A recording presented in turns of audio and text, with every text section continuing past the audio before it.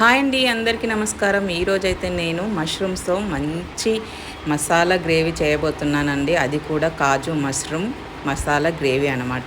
So taste మాత్రం అదిరిపోయింది. Look చూడండి, కంప్లీట్ అయిన తర్వాత ఎంత బాగుందో. సో ఇది కాజు మష్రూమ్ గ్రేవీ అనమాట. చాలా బాగా వచ్చింది కర్రీ అయితే. దీన్ని మనము చపాతీలోకి కానీ రైస్లోకి కానీ వేసుకొని తింటే అదిరిపోయింది నిజంగా. ప్రాసెస్లోకి వెళ్ళిపోదామా. ముందుగా మనమైతే కాజుని ఒక 10 to 15 కాజుని తీసుకొని మంచిగా శుభ్రం చేసుకొని వాటర్లో వేసి నానబెట్టుకోవాలి. ఒక్క 30 minutes నానితే సరిపోతుంది. మనం ఈ మష్రూమ్స్ ఆలోపు క్లీన్ చేసుకునే టైంలో అవి నానిపోతాయి అన్నమాట. సో మష్రూమ్స్ని ఎలా క్లీన్ చేసుకోవాలో చాక్తో లైట్గా వన్ సైడ్ ఇలా అంటే మనకి అదంతా వచ్చేస్తుంది అన్నమాట, స్కిన్ అంతా. సో దాన్ని మనము చాక్తోనే లైట్గా ఇలా తీసేసుకుంటే సరిపోతుంది. దానిపైన ఉన్న స్కిన్ మొత్తం రిమూవ్ అయిపోతుంది అన్నమాట. సో ఇలాగే అన్నిటిని మనం క్లీన్ చేసుకోవాలి. ఎంత నీట్గా ఎంత బాగా వచ్చిందో మష్రూమ్. నేనైతే ఇక అన్నిటిని అలాగే మంచిగా క్లీన్ చేసుకుంటాను. అలాగే దానిపైన ఉన్న కాడను కూడా కొంచెం కట్ చేసుకొని మనం ఇక మష్రూమ్ని 4 pieces చేసుకుంటే సరిపోతుంది. ఎందుకంటే అది ఉడికిపోయిన తర్వాత చిన్నగా అయిపోతుంది కదా. నేనైతే ఒక మష్రూమ్ని 4 pieces చేసుకుంటాను. ఇలాగా కావాలంటే మీరు చిన్నగా కూడా కట్ చేసుకోవచ్చు.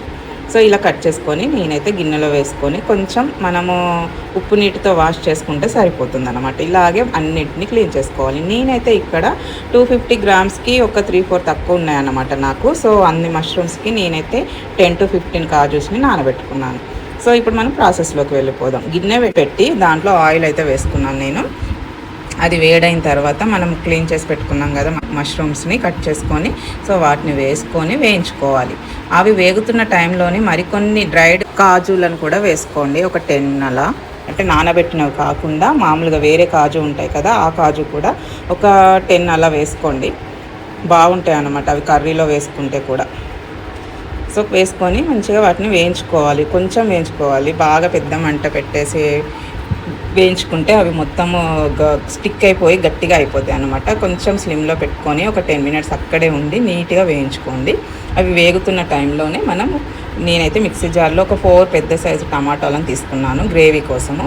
టమాటాలను తీసుకొని దాంట్లో నానబెట్టుకున్నాం కదా కాజుని, అవి వేసుకున్నాను. దాంతోపాటే కొద్దిగా ఎండుమిర్చి ఉంటే వేసుకోండి 2-3. అలాగే 2-3 లవంగాలు, 2-3 ఇలాచీలు, కొద్దిగా 2-3 మిరియాలు, అలాగే చిన్న చెక్క, కొద్దిగా అల్లం ముక్క, ఇవన్నీ వేసుకొని మిక్సీ పట్టుకోండి. నేను అవన్నీ వేసేటప్పుడు వీడియో తీసాను కానీ అది మిస్ అయిపోయింది, అందుకే నేను చెప్తున్నాను. సో నోట్ చేసుకోండి. సో అవన్నీ మంచిగా మిక్స్ చేసుకున్నాను నేను. ఇప్పుడు మనమైతే కర్రీ ప్రాసెసింగ్లోకి వెళ్దాం. నూనె వేసుకున్నాను గిన్నెలో. అది వేగిన తర్వాత ఒక పెద్ద సైజు ఆనియన్ తీసుకున్నాను. ఒక 5 మిర్చీలు తీసుకొని వాటిని కట్ చేసుకొని ఆయిల్లో వేసుకున్నాను. అది వేగుతున్న టైంలోనే నేను కొద్దిగా పసుపు వేసుకున్నాను. అలాగే కొంచెం గరం మసాలా వేసుకున్నాను. అలాగే 1/2 స్పూను కారం వేసుకొని అవి కొంచెం వేగిన తర్వాత మనం మిక్సీ చేసి పెట్టుకున్నాం కదా టమాటో ప్యూరీ అంతా, అది కూడా వేసేసుకోవాలి. దాంట్లో వేసుకొని దీన్ని కూడా స్లిమ్లో పెట్టుకొని మంచిగా ఉడికించుకోవాలన్నమాట. అది ఉడికేలాగా కొద్దిగా వాటర్ కూడా యాడ్ చేసుకోండి. ఆ మిక్సీ జార్లోనే ఒక 1/2 glass అలా వాటర్ యాడ్ చేసుకుంటే గ్రేవీ అనేది మంచిగా ఉంటుందన్నమాట. ఎందుకంటే బాగా చిక్కగా ఉన్నా అది అడుగంటిపోతుంది కాబట్టి ఆ వాటర్ యాడ్ చేసుకుంటే గ్రేవీ అనేది మంచిగా ఉడికిపోతుంది. సో మనము ఇది ఉడికే టైంలోనే కొద్దిగా సాల్ట్ కూడా యాడ్ చేసుకోవాలి. గ్రేవీ కొంచెం పచ్చి వాసన పోయేదాకా మనం ఫ్రై చేసుకున్న తర్వాత మనం ఏవైతే వేయించుకున్నామో మష్రూమ్ అండ్ కాజు వీటిని కూడా వేసుకొని ఇంకా కొద్దిసేపు మూత పెట్టుకొని అయితే వాటిని మంచిగా ఆ గ్రేవీ అంతా వాటికి పట్టేలాగా ఉడికించుకోవాలి. మధ్య మధ్యలో కలుపుకోండి. అలాగే నేను ఒక 5 minutes తర్వాత మూత తీసి చూసాను, మంచిగా ఉడికిపోయింది. సో కొత్తిమీర యాడ్ చేసుకున్నానండి. మనకు ఆల్మోస్ట్ ఆయిల్ కూడా పైకి తేలుతుంది కదా. సో కర్రీ రెడీ అయిపోయినట్టే మనకి.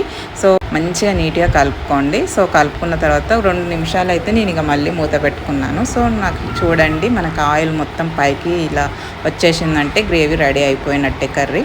సో ఈ టైంలో మనం కొద్దిగా నేనైతే కర్డ్, మనకి క్రీమీ కర్డ్ ఉంటుంది కదా మంచిగా, అది ఒక్క గరిటెడ్ అయితే యాడ్ చేసుకుంటున్నాను నేను. దానివల్ల మనకి కర్రీకి మంచిగా టేస్ట్ అనేది బాగుంటుంది అనమాట. క్రీమీ టెక్స్చర్ వస్తుంది, టేస్ట్ కూడా బాగుంటుంది. అది కర్డ్ యాడ్ చేసుకున్నాం కాబట్టి ఒక్క 1 minute మనము అది ఉడికించుకుంటే ఇప్పుడు చూడండి ఇంకా కర్రీ ఎంత యమ్మీగా రెడీ అయిపోయిందో.